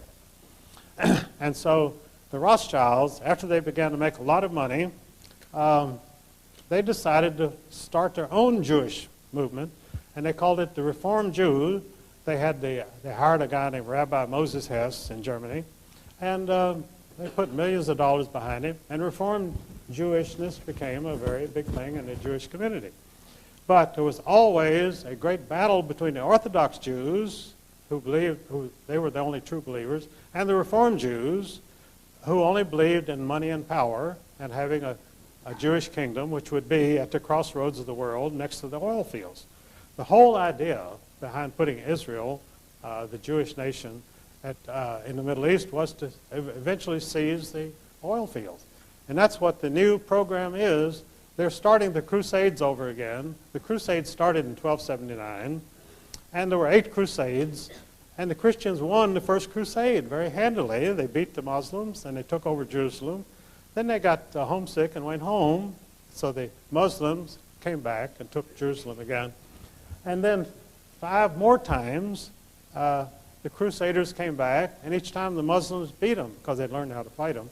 So we only won the first Crusade. So when you talk about a crusade between 1,900,000 Christians and 1 billion Muslims, obviously the Christians outnumber them and should win. But the fact is that they don't know how to fight in the Middle East, and they never will learn. And the Israelis only fight in the Middle East by terrorism. That's the only thing they know. And so that's how they've survived this long, with American armaments and terrorism.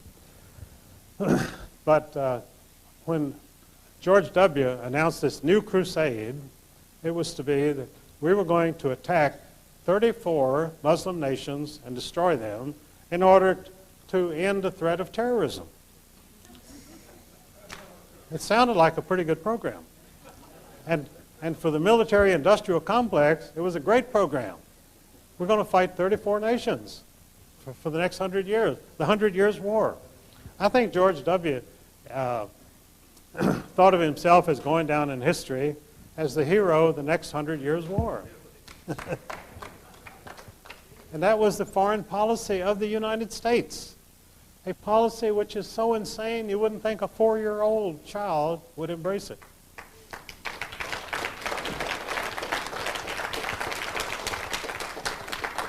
And even today, it's the only foreign policy we have. We have no other foreign policy. And of course, our foreign policy should be how to get along with other nations. Instead,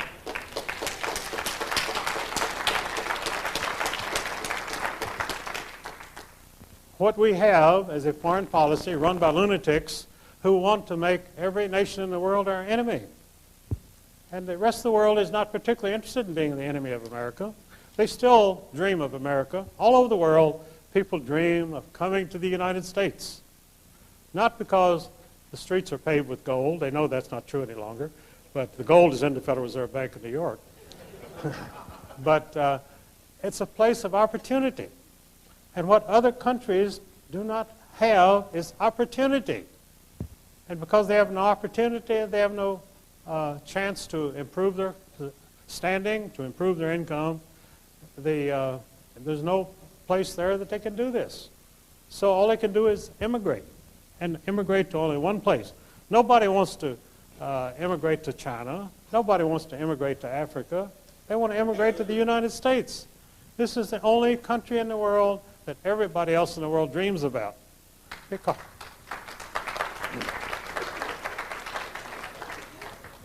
And that's understandable, but at the same time, you and I living here know that it's up to us to always fight for this country and to keep it a country that is the envy of the world.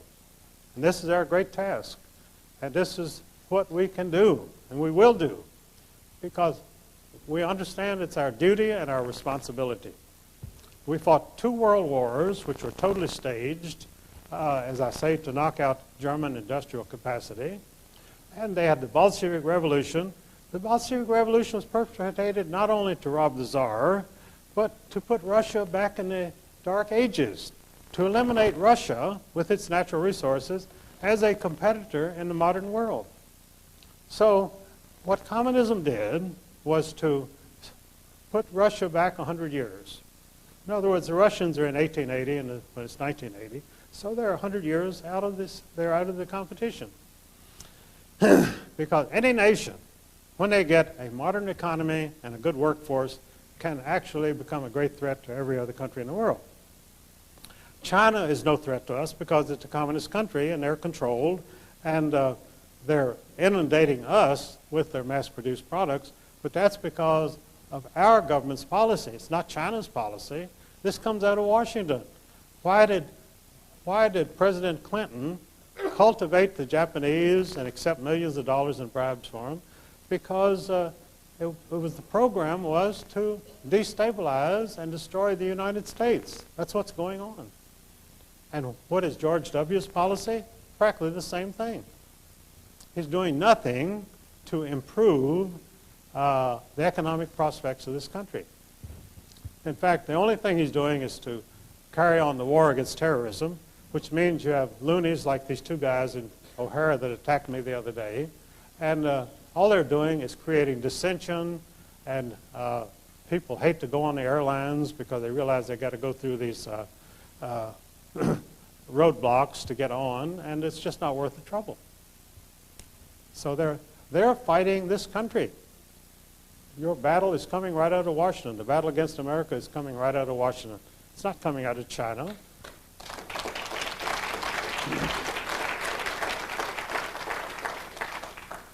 And if it's a battle against America, what is it? It's a conspiracy, and that's why you're here, to find out about the conspiracy. They could not do this without a conspiracy. If one person in Washington would stand up and say, I stand for America, see what the bumper stickers they put out, they say, you stand behind this country, stand behind the USA. They don't say, we stand in front of the USA, we stand behind. And because they're behind, we're behind. And that's where we are today. Language is very important. So all the slogans that came out of the 9/11 show the total poverty and hopelessness of these people because they're living in the past. They cannot face the future. And the future belongs to America. And we will have the future if we exercise our responsibilities.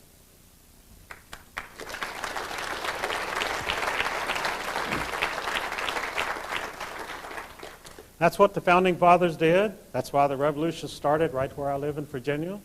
And the people there have not changed. They're fighters. But because they're so misled, we have 2 senators from the state of Virginia who are absolute incompetent numbskulls. And in fact, I filed legal papers last week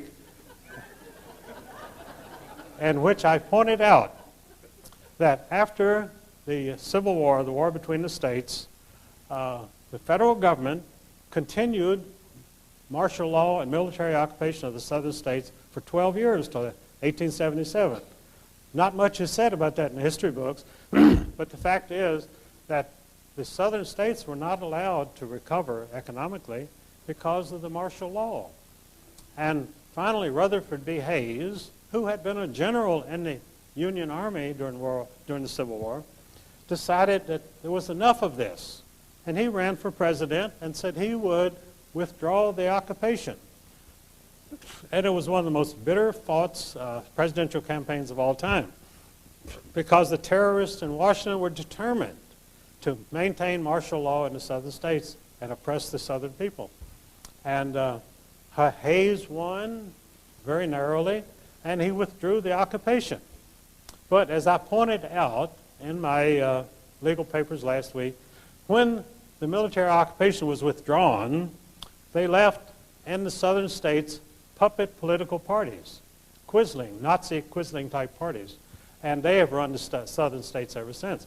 And I pointed out that in the state of Virginia, this was filed with the court, in the state of Virginia we have the scalawags, who are now known as the Democrats, and the carpetbaggers, who are now known as Republicans.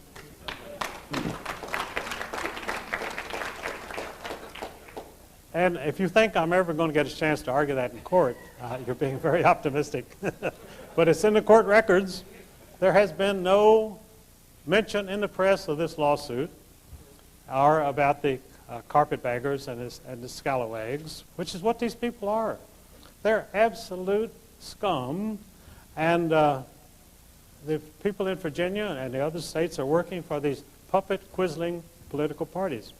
So this is what we're fighting for, to finally end the Civil War.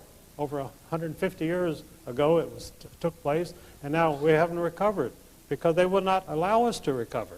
They will not allow prosperity with the people because of the control of the media, the control of the schools, control of the government. They're keeping the people in slavery. And this is their only program. Slavery was forbidden by the 13th Amendment. But we have more slavery in this country today. We have people working 3 and 4 jobs simply to exist. If that is a slavery, in most places where they have slavery, they don't work 3 jobs. And if you have to work like that, then you're a slave. Absolutely no other description for it. So what I call for is the liberation of America, the restoration of freedom to the American people.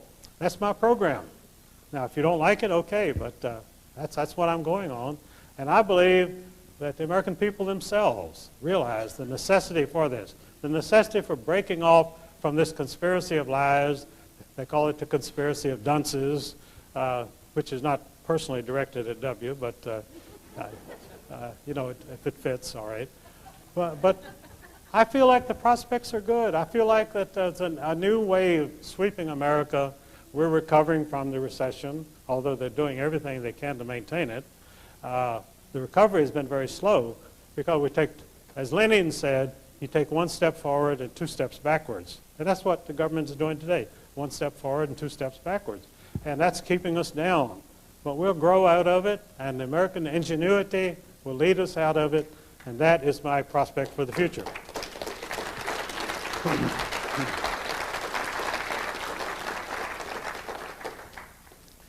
Now, I think we have a few minutes left for some questions. If I guess people will come up and ask the questions, and I'll be glad to answer anything that...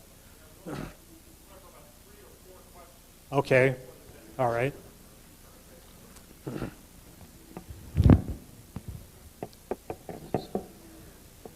Hello? Okay. My question is, you mentioned something about working, I believe, for the Joe McCarthy Foundation? The McCarthy Campaign, yes. Is that Joe McCarthy? Joe McCarthy, yes. Okay.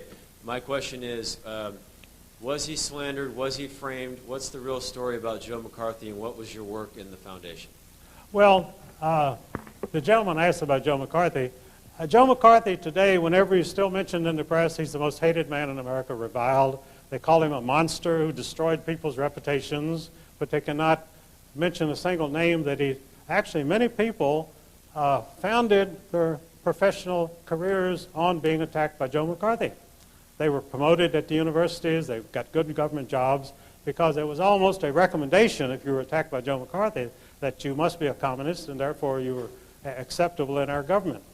And I have maintained for years that Joe McCarthy turned back the tide of world communism. He did this because he attacked communism where its strength was, which was not in Moscow under Stalin.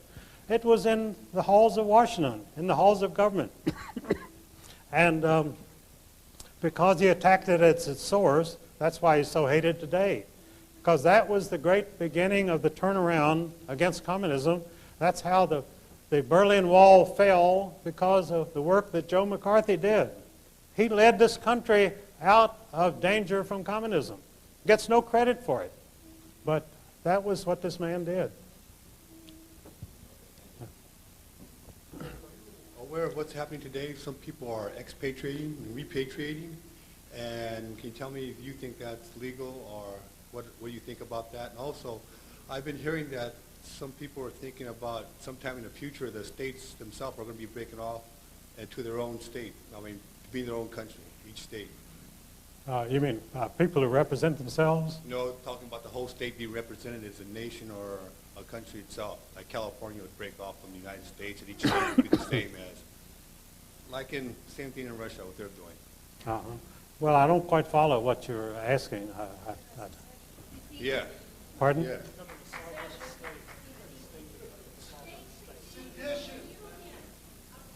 Having their own state? Oh, independent state, absolutely. Well, that's what this country was founded, as a compact of independent states.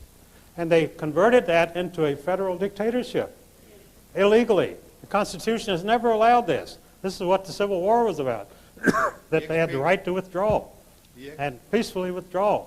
And Lincoln violated that. Well, actually, the attack on Fort Sumter was orchestrated by the Scottish Rite in Charleston, South Carolina, and that was the pretext for the whole war. The Southerners never had any idea there would be a war. There was no reason for a war. The point I'm trying to get across, do you see that coming for each state to break off by itself? Yes. And also about the expatriation and repatriation, have you heard of that? And what do you know of it? Oh, I don't quite follow that. I'm sorry. It's called expatriation, repatriation, when you come in from being a U.S. citizen to an American citizen, being as that they falsified a contract and put you in there and made you a U.S. citizen. Oh, that's absolutely true. I understand what you're saying now. There's a great deal of information going out about what it means to be a U.S. citizen and a United States citizen and so forth. That's quite involved, and I won't go into it right now, but it's a good move, and I like to see it taking place. Thank you. Mr. Mullins, I believe to be a good conspiracist, we should question everything. I picked up a little book from Dan Pila Sr. called The Enigma of the John Birch Society. And that piqued my interest because a lot of good people I've worked with over the years are very active in groups such as that, common law groups, constitutional groups. And in this little booklet it said that Robert Welch sold his candy company for several times the value of its worth to, it was bought by Rockefeller. Not sure which one, but in a sense then Rockefeller money founded the John Birch Society. Do you have any knowledge about that or comments about it? And if so, would that not make the John Birch Society very suspect in the Patriot movement? Oh, I certainly do. In fact, I know personally that Nelson Rockefeller organized the John Birch Society because, no, this is true. I know two people were at the meeting where he organized it and agreed to buy the Welch Candy Company, which didn't belong to Robert Welch, it belonged to his brother John. Robert Welch had a candy company, which had gone bankrupt during the Depression, and his brother John hired him for his candy company. And what Nelson Rockefeller agreed to do was that National Biscuit Company would buy the Welch Candy Company and make Welch independent so he could devote all of his time to the John Birch Society. That was a deal. It was a straight business deal. And his brother continued as a director of Nabisco. And today, if you look in Standard & Poor's, you'll see that John Welch Jr., Robert Welch's nephew, is still a director of Nabisco. So that was all arranged. And Revelo Oliver, one of the founders of the John Birch Society, who was a good friend of mine, told me that Nelson Rockefeller maintained a $250,000 rollover account at Chase Manhattan Bank so that Welch could meet his payroll. And whenever he drew on that, Rockefeller would replace the money. So Robert Welch was simply an employee of Nelson Rockefeller. Thank you very much. When referring to the people that hate this country and its people, you referred to Billy Crystal. Were you talking about the actor? Well, the Billy Crystal I'm talking about is a would-be actor. All right. All right. But the other Billy Crystal is an established actor, a comedian who has never done or said anything funny, but you can get away with that in Hollywood. All right. But the other Billy Crystal was the son of a famous socialist in New York called Irving Kristol. Irving Kristol was a leading socialist writer all of his life in New York, and his son Billy then became the senior Bush's chief of staff when Bush was Reagan's vice president. But since W became president, he won't have anything to do with Billy Crystal because Billy Crystal became so notorious as the head of the Israeli fifth column in the United States that you can't have him in any government position whatsoever. But I call him Billy Crystal because to me he's a joke. Who in the government right now is part of the Israeli fifth column then? What offices? Who? Who in the government right now? What offices do they hold? Are part of the fifth column? The acting Secretary of Defense, Paul Wolfowitz, is one of the leaders of the Israeli fifth column. In fact, he is running the Defense Department because Rumsfeld is doing the public relations and appearing on television every day to promote the thing. So it's actually Wolfowitz who's running the thing. So here you have an Israeli fifth columnist running the Defense Department. All right, thank you. Yes. All right.